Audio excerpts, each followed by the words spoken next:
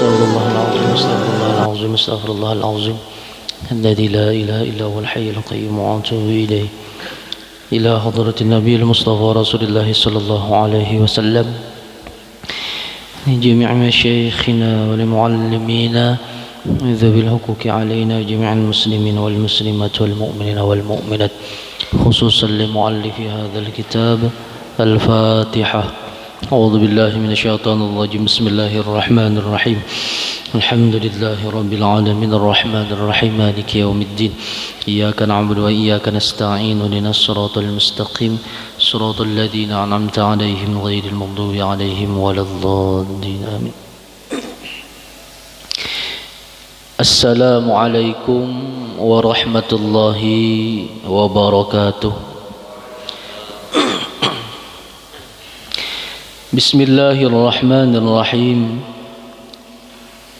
الحمد لله رب العالمين. الصلاة والسلام على أشرف الأنبياء والمرسلين سيدنا ومولانا محمد وعلى آله وأصحابه أجمعين. سبحان الله والحمد لله ولا إله إلا الله والله أكبر عدد كل حرب كتب ويكتب أبد الآبد والدهر الداهرين. سبحانك لا علم لنا إلا ما علمتنا إنك أنت العليم الحكيم وتب علينا إنك أنت التواب الرحيم.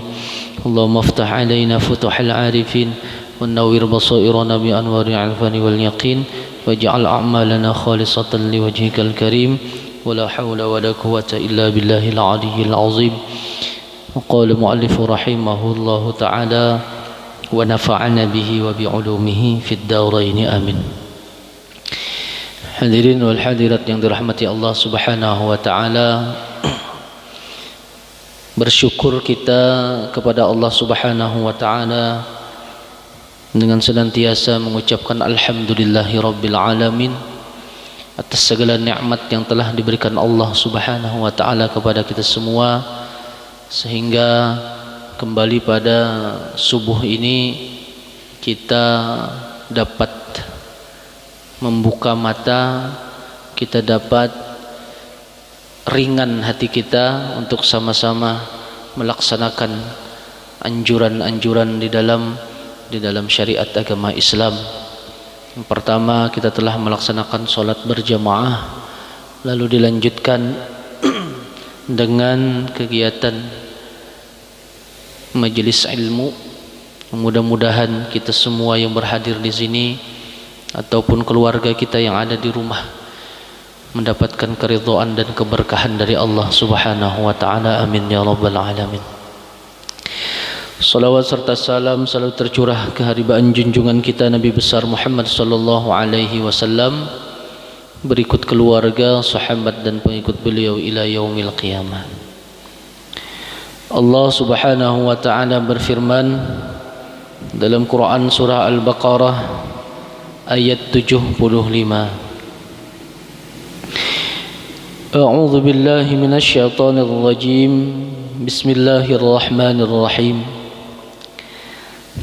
Afatatma'una ay yu'minu lakum wa qad kana fariqum minhum yasma'una kalam Allah thumma yuharrifunahu min ba'di ma aqluhu wa hum ya'lamun. Ayat ke-75 dari surah Al-Baqarah ini adalah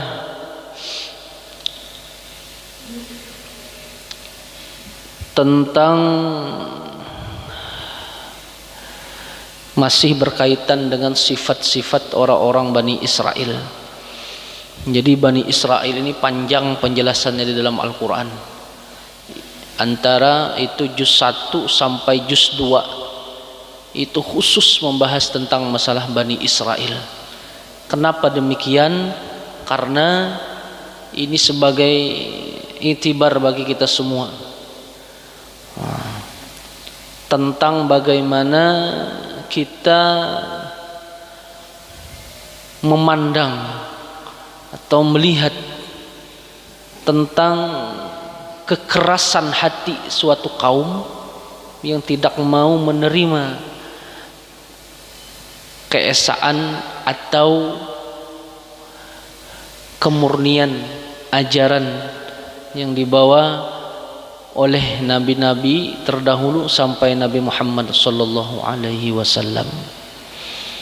Nah, di ayat-ayat sebelumnya kita telah membahas bagaimana orang-orang Bani Israel yang begitu kerasnya hati, beberapa kali bahkan berkali-kali ditampakkan tentang kekuasaan Allah Subhanahu wa taala, tentang pertolongan Allah Subhanahu wa taala, tentang keampunan Allah Subhanahu wa taala kepada mereka, dari teguran yang terkecil sampai teguran yang terbesar. Mereka tidak menghiraukannya sampai dikatakan hati mereka itu lebih keras daripada batu. Nah, bahkan kita lihat sampai sekarang kayak apa orang-orang Bani Israel, orang-orang Yahudi itu hari demi hari semakin luar biasa dalam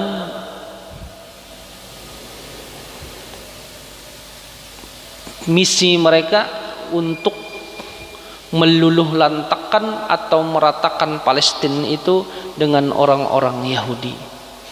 Karena orang-orang Yahudi ini mereka menganggap bahwasanya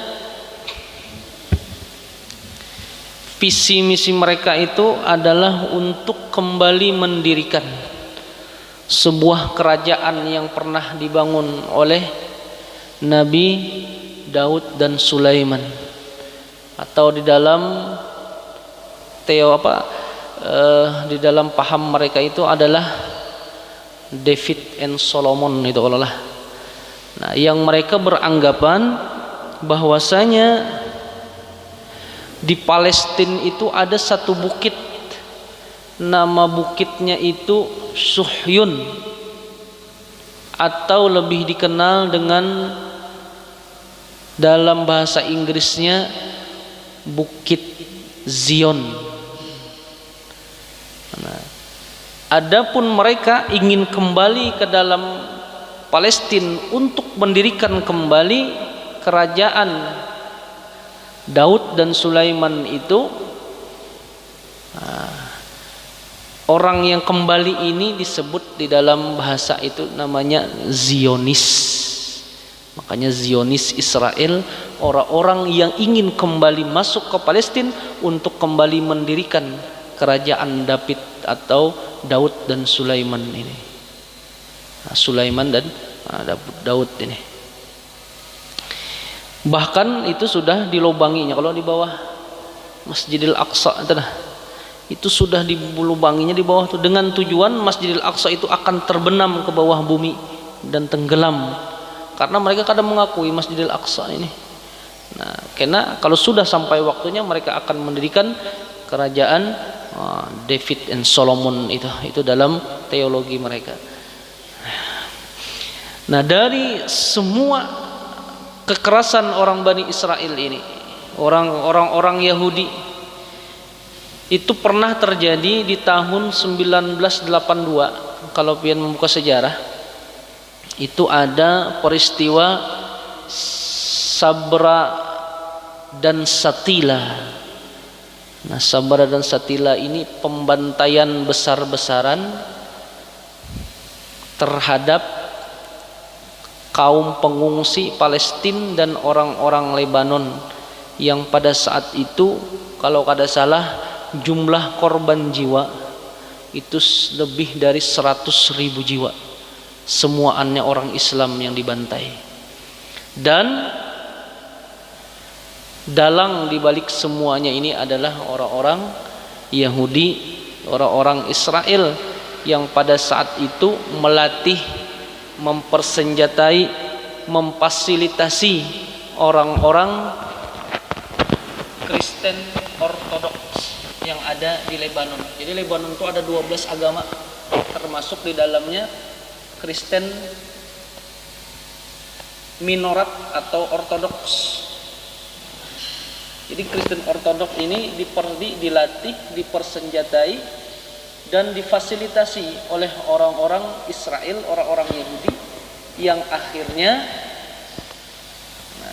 untuk tujuan membantai pengungsi Palestina yang ada di pengungsian Sabra itu. Dia ada pengungsian Sabra di Beirut Barat sebelah selatan, itu khusus dipakai untuk pengungsian orang-orang miskin Lebanon. Lalu di sebelahnya ada pengungsian Satila namanya. Nah, pengungsian Satila ini khusus dibuat atau dibangun oleh pemerintah Lebanon pada saat itu untuk menampung pengungsi Palestina. Nah, jadi tujuannya untuk membantai orang-orang Palestina yang bercampur sudah dengan orang-orang Lebanon asli. Nah, jadi dari tahun 1976 sampai 1982 itu terjadi pembantaian besar-besaran. Hampir lebih 100.000 orang muslim meninggal dibantai, baik itu anak-anak, laki-laki, perempuan, orang tua, orang muda, semuaan dibantai. 100.000 orang lebih, kada sesedikitan 100.000. Tapi mereka berdalih bukan mereka yang melakukan, tetapi fakta mengatakan seperti itu. Kerasnya hati mereka. Bahkan perjanjian demi perjanjian pun telah ditandatangani, dari yang meja bundar, meja segi empat, meja panjang, meja pendek, semuaan sudah dilakukan, tetap aja dilanggar oleh orang-orang Israel. Nah, bahkan dari zaman sebelum Nabi Muhammad sampai zaman Nabi Muhammad pun seperti itu sampai kita sekarang. Makanya di ayat ini Allah ingin menegaskan kepada Rasulullah, afatatma'una ayyuminu lakum. Wahai Muhammad, wahai orang-orang beriman, masihkah engkau berharap? Masihkah engkau berharap kepada orang-orang? Afatatma'una ayyuminu lakum. Masihkah engkau berharap kepada mereka untuk mereka mengimani bagi kalian? Itu bahasanya. Nah, sudah berapa kali kejahatan yang mereka lakukan? Apakah masih mengharap engkau tentang mereka mau beriman kepada engkau atau mengikuti agama engkau? Tapi ini kalimat ini menurut ulama tafsir itu bukan kalimat pertanyaan. Nah, tetapi hamzah di situ afatatma'una dinamakan hamzah istifhamul inkari, atau hamzah istifham ta'ajjubi. Bahasa kita, masihkah engkau berharap kepada mereka untuk beriman kepada kamu? Toma at-tatma'una itu berasal dari kata toma. Toma itu terlalu berharap. Jadi di dalam Islam terlalu berharap itu bisa mengandung makna positif, bisa mengandung makna negatif. Kalau positifnya toma terhadap akhirat itu ada apa-apa, itu bagus. Kita berharap, sangat berharap kepada akhirat, sangat berharap kepada surga, sangat berharap kepada ridho Allah Subhanahu wa taala, itu bagus. Tapi kalau konteksnya kepada dunia, nah ini yang kada bagus. Terlalu berharap, terlalu terikat, nah, sangat terikat dengan dunia. Nah, ini kada bagus. Jadi afatatma'una, apakah engkau terlalu, mengapa engkau, lah bahasa kita kayak itu. Tapi bukan untuk dijawab. Nah, kita bisi anak nakal benar, ditagur berapa kali sudah, kadang mau maasi juga. Apa yang kita sambat? Kenapa ikam ni nakal benar gitu kalau lah. Tapi bukan untuk dijawab, hanya sebagai pernyataan. Nah, pernyataan keingkaran. Afatatma'una ayyuminu lakum. Mengapa engkau masih berharap bahwasanya mereka akan beriman kepada kalian? Wa qad kana fariqum minhum, dan adalah sebahagian golongan dari mereka, yasma'una kalam Allah, mereka mendengar akan kalamullah. Nah, di sini dimaksud kalamullah itu Taurat dan sebelumnya. Tsumma yuharrifunahu, kemudian mereka menyimpang. Mim ba'di ma aqulu yuharrifunahu itu bisa dimaknakan menyimpang, bisa dimaknakan mengganti. Ketika mereka telah mendengar ayat-ayat Allah, kemudian mereka ganti ayat-ayat itu setelah mereka mengetahui, setelah mereka memahaminya, wahum ya'lamun, hal keadaan mereka pada saat itu mengetahui, bukan kada sengaja.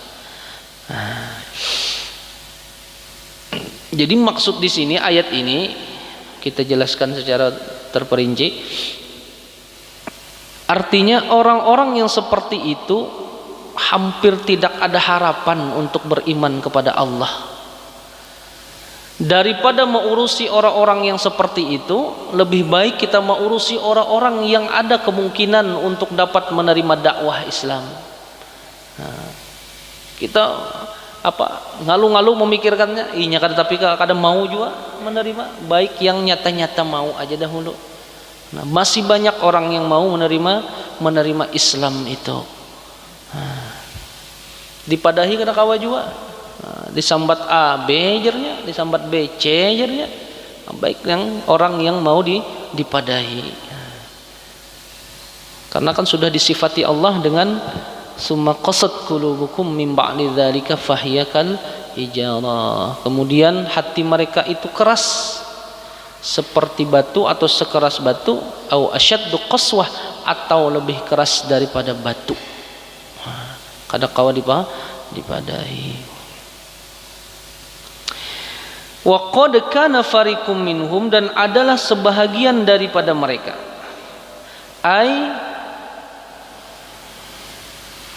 Haula'il yahudu biwasatatikum wa istajibu lakum walhal anna ta'ifatan minhum wa hum ahbaruhum. Yang dimaksud di sini wa qad kana fariqum minhum itu, dan adalah sebahagian mereka itu siapa? Orang-orang yang berilmu di antara golongan Bani Israel. Orang-orang yang berilmu, orang-orang cendekiawan. Nah, orang-orang yang menguasai Taurat, orang-orang yang memang mengkaji Taurat itu secara keseluruhan. Orang-orang ini membaca Taurat, mengkaji, memahami isi Taurat, tetapi mereka mengganti isi Taurat itu dengan kepentingan mereka. Sama kita wayah ini. Banyak orang yang digelar cendekiawan muslim, orang yang digelar ilmuwan muslim, tetapi mengeluarkan fatwa boleh seks di luar nikah dengan konsep milkul yamin. Ada kalau lah yang kemarin tuh, maka orangnya dosen UIN Sunan Kalijaga kalau tuh memahami konsep milkul yamin itu dengan memakai teori hermeneutika. Ada sekarang, nanti hati-hati, ada teori hermeneutika. Itu adalah teori orang Yunani yang digunakan untuk membedah Taurat dan Injil. Lalu isinya kada dirubah, tapi tafsirannya yang dirubah. Nah, jadi artinya pisau bedah yang sama untuk mereka lakukan pembedahan terhadap Taurat dan Injil, itu yang dilakukan mereka sekarang untuk membedah Al-Quran. Makanya itu ditentang keras oleh ulama-ulama Islam tentang teori hermeneutika ini. Ini bahaya benar. Mereka ingin mengganti teori tafsir dengan hermeneutika ini. Nah, ini rame nih di kalangan akademisi nih. Jadi dianggap ilmu tafsir itu kada bisa menyesuaikan zaman. Jadi diubah dengan teori hermeneutika ini. Makanya itu banyak kalau yang menghalalkan LGBT, gay, homoseksual, itu dihalalkan oleh mereka karena memakai konsep itu dari teori itu. Sedangkan jelas kalau itu di dalam hadis itu, idza atatil mar'atul mar'ata fahuma zaniyat, tujuh Rasulullah, apabila perempuan itu mendatangi perempuan, artinya sesama perempuan bahantub, itu namakan zina, sama zina hukumnya. Maka yang lebih parahnya itu yang memunculkan ide atau pemikiran itu orang-orang yang bergelar cendekiawan muslim, ilmuwan muslim. Ini bahaya benar nih. Jadi hati-hati kita dalam memahami Al-Quran. Kita tetap berpegang dengan teori ulumul tafsir atau ulumul Quran yang sudah disepakati oleh ulama, baik itu ulama tradisional ataupun ulama kontemporer, ulama modern. Nah, itu sudah disepakati tentang ilmu tafsir. Jangan lagi kita ubah itu. Dengan adanya konsep hermeneutika ini tadi, lalu keluarlah yang mereka namakan Talmud. Talmud ini adalah tafsir untuk Taurat, tetapi yang ditafsirkan pada saat itu di Talmud itu bukan Taurat, tapi sesuatu yang keluar dari pemikiran dan kepentingan kekuasaan politik. Nah, itu Talmud. Ada tafsir tafsir Taurat itu Talmud ngarannya. Itu usus manu Taurat cuma jarnya Taurat cuma isinya lain. Nah, sama kayak kita ada nama tafsiran Al-Quran cuma isinya lain Al-Quran. Kan Allah sudah berjanji di dalam Al-Quran, inna nahnu nazzalna dzikra wa inna lahu lahafizun. Sesungguhnya kami yang menurunkan Al-Quran dan kami yang akan memeliharanya. Sampai kapanpun Al-Quran itu kadang bisa diubah, kadang bisa diubah isinya, biar ditambahi satu huruf ataupun satu baris itu kadang akan bisa, ataupun satu titik kadang bisa. Kenapa? Karena Al-Quran itu dijaga di hati, di jiwa para penghafal Al-Quran yang ikhlas karena Allah. Sedikit aja terubah ketahuan. Kan itu pernah terjadi berapa kali yang ditambahi hurufnya, kadang sampai beberapa menit sudah ketahuan. Kenapa? Karena penghafal Al-Quran yang menyimpan di dalam hatinya Al-Quran, bukan di dalam otaknya saja. Kalau menyimpan Al-Quran di dalam otak, nah itu ingat aja, cuma kada amalkan. Tapi kalau di dalam hati, insya Allah diamalkan. Nah, dengan tidak bisanya mereka merubah isi Al-Quran itu, maka mereka masuk di bedahlah untuk merubah tafsirnya dengan teori hermeneutika itu tadi. Nah, yang seharusnya kada boleh dijadikan boleh. Kayak yang konsep milkul yamin tadi. Nah, boleh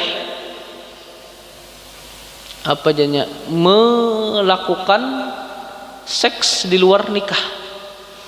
Padahal milkul yamin itu kan dikhususkan untuk seorang tuan yang memiliki budak, dan budak itu harus milik sempurna, kada boleh berbagi dengan orang lain. Dan sekarang konsep perbudakan itu sudah ditentang, baik secara syariat ataupun secara agama atau konstitusional. Nah, jadi gak ada kawa diubah-ubah. Apabila ada yang berpendapat kayak itu pendapat orang nyanyuk, orang mabuk. Nah, hati-hati. Nah, jadi wa qad kana fariqum minhum, dan adalah sebahagian golongan daripada mereka. Yang dimaksud golongan ini adalah orang-orang yang memang berilmu di antara orang-orang Bani Israel. Yasma'una kalam Allah, yang mereka mendengar akan kalamullah, akan ayat-ayat Allah. Tsumma yuharrifunahu, kemudian mereka merubahnya. Yuharrifu di sini makna dasarnya itu adalah tahrif. Tahrif itu kalau dalam kamus itu dengan makna menyimpangkan. Nah, jadi secara garis besar artinya itu adalah merubah. Jadi merubah ini ada 3 maknanya. Bisa menambah ayat atau menambah makna yang ada, bisa mengurang, bisa juga dikuranginya maknanya, atau bisa menyimpangkan ayat atau maknanya. Nah, yang terjadi sekarang menambah kadakawa, mengurang kadakawa, yang terjadi adalah penyimpangan makna. Jadi banyak makna Al-Quran yang sudah disimpangkan. Nah, itu makna yuharrifunahu.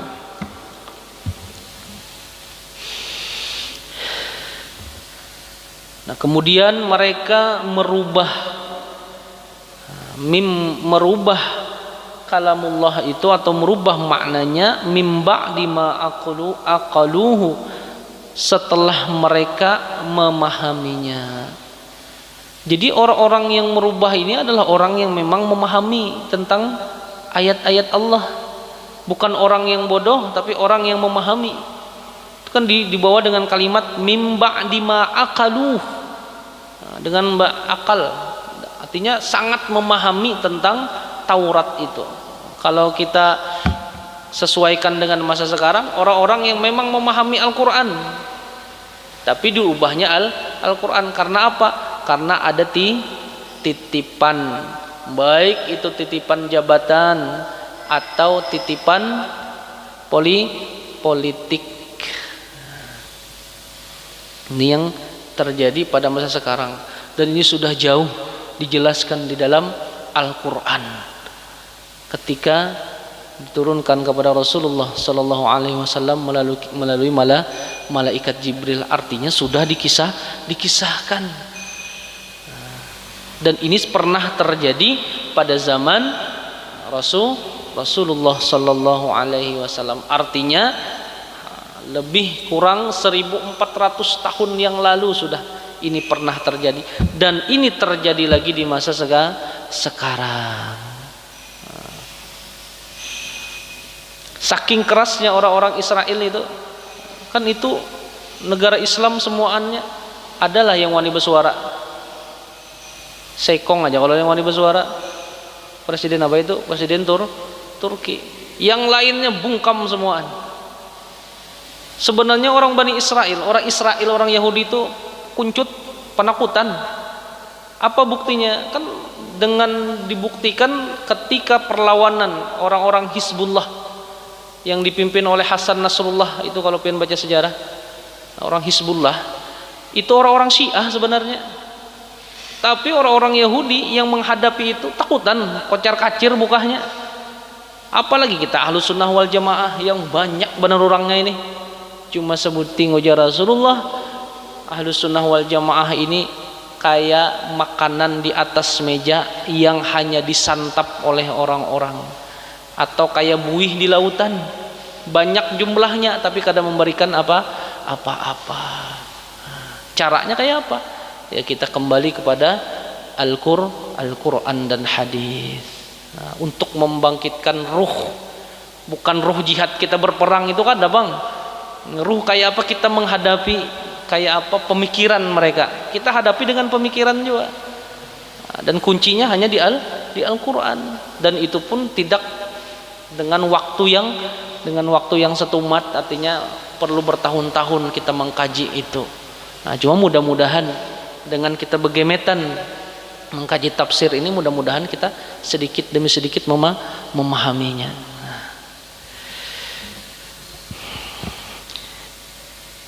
Wahum ya'lamun, dan hal mereka itu mengetahui tentang semua isi yang ada di dalam, baik itu Taurat ataupun Al-Quran.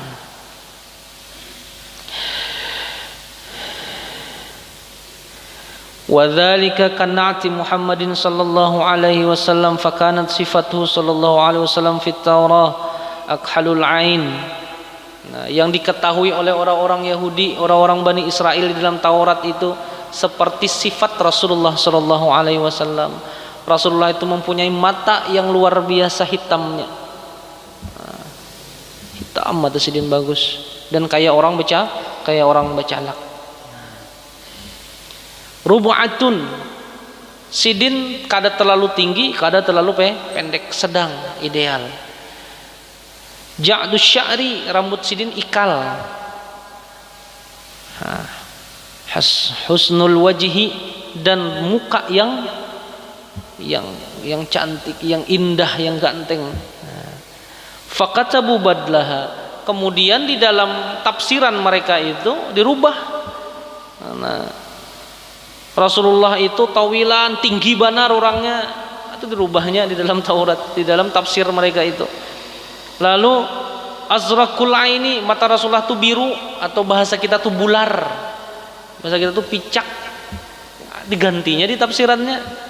Padahal mata Rasulullah itu kan bagus, hitam seperti bacalak, nih kan alis sidin. Diubahnya azraqul aini, mata biru bular, mata Muhammad tuh bular jadinya. Orangnya tinggi, jangkung, padahal ada kayak itu sifatnya di dalam Taurat itu. Sibatus sya'ri, sabatus sya'ri, rambut Rasulullah itu lurus, ya, padahal ada kayak itu di dalam Taurat, digantinya. Nah, digantinya. Padahal mereka orang-orang yang ahli di dalam Taurat.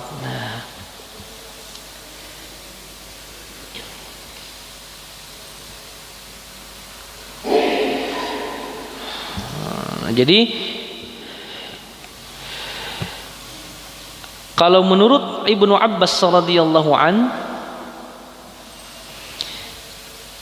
mereka mengganti. Nah, ini pernah terjadi pada 7 orang yang dibawa Nabi Musa untuk melihat ke Bukit Tur. Itu kalau lah mereka yang ingin mendengar kalamullah, itu kalau habisnya anak melihat zat Allah Subhanahu wa taala. Nah, ketika mereka mendengar kalamullah, itu dipelintirnya. Apa kalamullah itu? Ujarnya di sini, kami ketika dibawa Nabi Musa ke Bukit Tur itu, kami mendengar Allah berkata di akhir perkataannya, in istata'tum an taf'alu hadhil asya'a faf'alu. Amunikam kawa melakukan ibadah, silahkan lakukan. Wa in syi'tum an taf'alla taf'alu fala ba'sa. Cuma amun kada kawa ibadah kada apa-apa, kada usah, kada apa-apa aja. Nah, diulahnya kayak itu. Nah, ini kata-katanya dipelintirnya. Padahal kan ujian Allah Ta'ala sudah kami tetapkan Taurat ini kan untuk kalian, maka ikuti apa-apa yang di dalam Taurat, dan yang dilarang ditinggalkan semuaan. Nah, itu dipelintirnya. Ujar Allah Subhanahu wa taala, amun kita kawa gawi aja, amun kada kawa kada usah, kada apa-apa aja. Nah, itu dipelintirnya. Nah, jadi orang-orang yang suka mempelintir ayat-ayat Al-Qur'an ini sama seperti orang-orang Bani Israel, orang-orang Yahudi yang tidak sesuai dengan makna atau tafsiran ulama mufassirin yang mu'tabarah, yang diakui sesuai, baik itu tafsir bil ma'thur dengan melihat daripada hadis atau athar daripada salafun salihun, ataupun tafsir bil ra'yi dengan menggunakan logika tetapi tetap bersandar kepada hadis Rasulullah sallallahu alaihi wasallam. Nah, ini yang dimaksud di ayat ini, maksudnya orang-orang yang sudah seperti itu kada kawa lagi diharapkan untuk keimanannya. Lebih baik mendakwahi orang yang mungkin untuk melakukan atau menerima dakwah, yang mungkin benar untuk menerima Islam itu. Jangan mendakwahi orang-orang yang keras seperti itu, yang mereka tahu sudah di dalam Taurat, lalu mereka merubah maknanya kada kawa dirubah, tafsirannya dirubahnya. Kita hati-hati benar ini, kayak kita mendownload di internet itu, download dalil-dalil itu hati-hati benar kita. Amun pina kada karuan sumbernya jangan dipakai. Kalau pang kena kita download yang boleh bini 9 gitu, wah lalu bini 9 jadi ada aja di internet aja ranunya 9 bini. Jadi hati-hati benar. Karena apa? Karena tadi mereka tidak akan ridho selama-lamanya Islam itu berkembang. Makanya kayak apa caranya dihancurkan dari dalam dan dari luar. Bahkan banyak organisasi-organisasi atau kelompok-kelompok yang dijadikan sebagai boneka dengan tameng Islam, mengaku Islam tetapi dalamnya Yahudi, dalamnya Israel. Jadi hati-hati benar kita. Ya, mudah-mudahan dengan upaya kita mengkaji Al-Quran ini secara terperinci. Mudah-mudahan Allah berikan pertolongan, kemudahan kepada kita semua, dan mudah-mudahan kita dijauhkan dari tipu daya orang-orang yang ingin menghancurkan Islam, dan mudah-mudahan kita selalu dilindungi dari orang-orang yang ingin menzalimi kita. Amin ya rabbal alamin. Selagi akan datang Quran surah Al-Baqarah ayat 76. Wallahu a'lamu bissawab. Mudah-mudahan kita dimatikan dalam keadaan husnul khatimah dan mendapatkan syafaat dari Rasulullah sallallahu alaihi wasallam ala hadhihi niyyah wa likulli niyatin shalihah wa ila hadratin nabi wa ali nabi sallallahu alaihi wasallam bisirril Fatihah. A'udzu billahi minasyaitonir rajim. Bismillahirrahmanirrahim. Alhamdulillahirabbil alamin arrahmanir rahim maliki yaumiddin. Iyyaka na'budu wa iyyaka nasta'in ihdinas siratal mustaqim. صراط الذين أنعمت عليهم غير المغضوب عليهم ولا الضالين. آمين يا الله. بسم الله الرحمن الرحيم. الحمد لله رب العالمين والصلاة والسلام على أشرف الأنبياء والمرسلين سيدنا ومولانا محمد وعلى آله وصحبه أجمعين. اللهم أغننا بالعلم وزينا بالحلم وأكرمنا بالتقوى وجملنا بالعافية. اللهم إنا نسألك علم النبيين حفظ المرسلين علم الملائكة المقربين. اللهم إنا نعوذ بك من علم لا ينفع وقلب لا يخشى وعمل لا يرفع ودعاء لا يستجاب لها برحمتك يا أرحم الراحمين. ربنا آتنا في الدنيا حسنة وفي الآخرة حسنة وقنا عذاب النار. صلى الله على سيدنا محمد وعلى آله وصحبه وسلم. سبحان ربك رب العزة عما يصفون وسلام على المرسلين والحمد لله رب العالمين. تقبل الله منكم ومنكم تقبل يا كريم.